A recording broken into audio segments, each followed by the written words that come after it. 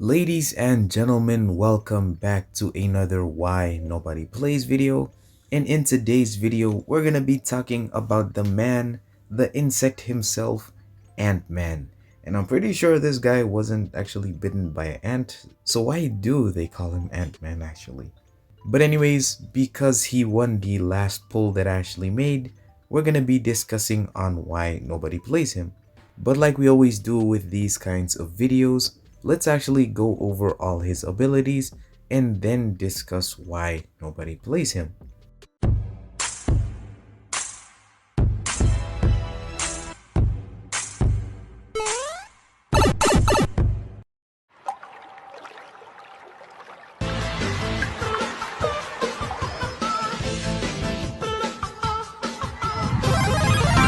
Ant-Man is immune to poison as well as shock, and he is also immune to buffs.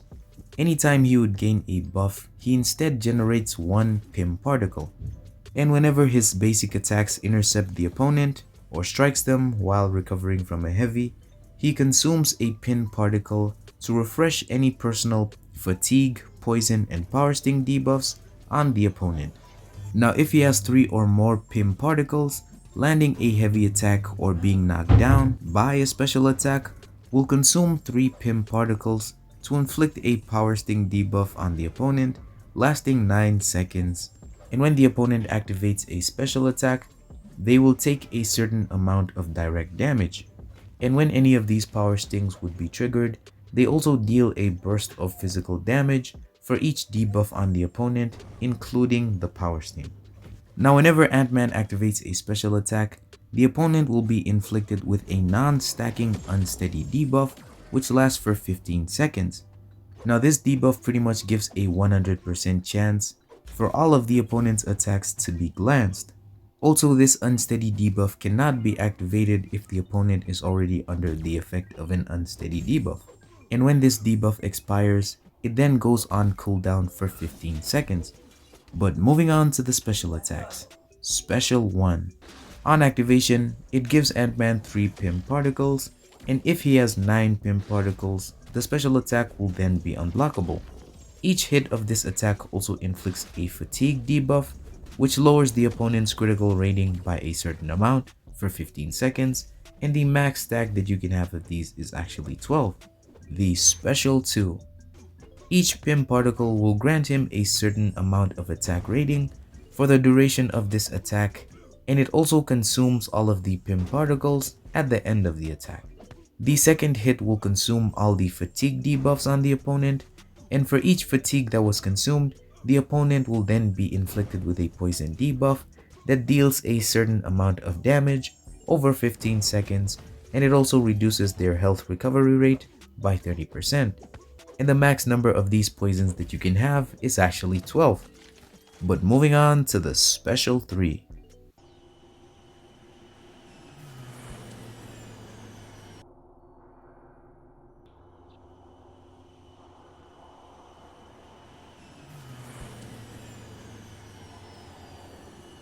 It inflicts a Petrify debuff which reduces the potency of power gain as well as regeneration effects by 10% for 20 seconds.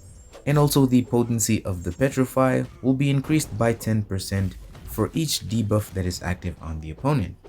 But moving on to the Awakened ability, whenever Ant-Man glances an attack, he has a 50% chance to inflict a fatigue debuff, lowering the opponent's critical rating by 683 to 2088 for 15 seconds. And whenever Ant-Man gains a PIM particle, he pauses the duration of any personal fatigue, poison, or power sting debuffs on the opponent for 2.45 up to 4 seconds. And there you have it, Ant-Man. A lot of debuffs, a lot of ongoing poison damage, and a lot of utility for this tiny little Ant-Man. Now for his attire, it definitely does look cool.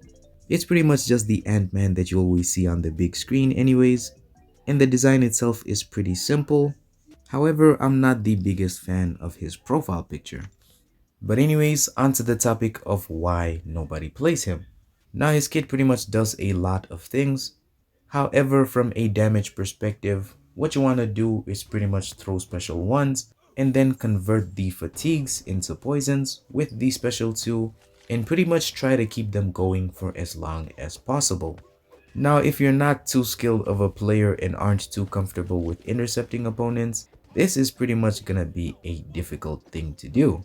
And in a lot of situations where the opponent is being way too passive, you'll pretty much be losing all your debuffs, which in turn lead to you not doing enough damage. Another thing to consider is that he pretty much wants to be awakened in order to reduce the stress of actually playing him. Because pretty much instead of always having to intercept the opponent to refresh your debuffs, you can then do it by actually dexing the opponent's attacks. But because his playstyle is a bit hard to kind of pull off all the time, is it actually worth using him? Now his damage dealing potential is pretty much infinite because you can pretty much keep these poisons up for like 3 days maximum, I don't know. And so he's a pretty good champion to use in longer fights. However, in longer fights, wouldn't it just be better to bring a better champion? Because the things that Antman does and pretty much brings to the table, there's a lot of other champions that can do some of those even better while also providing the damage. And so, what exact reason is there to play this dude? If you need power stings, you have Scorpion, you have Cassie Lang, and of course, if you need damage, we have Cosmic Ghost Rider. Overall, a simple character that has a lot of utility, however lacking in terms of damage. Also, just to mention that his poisons do have a max limit, and so you can't be doing a lot of damage forever. But yeah, hopefully guys enjoyed the video. Let me know down in the comments who next I should make a why nobody plays video on. And yeah, I'll see you guys in the next one. Peace!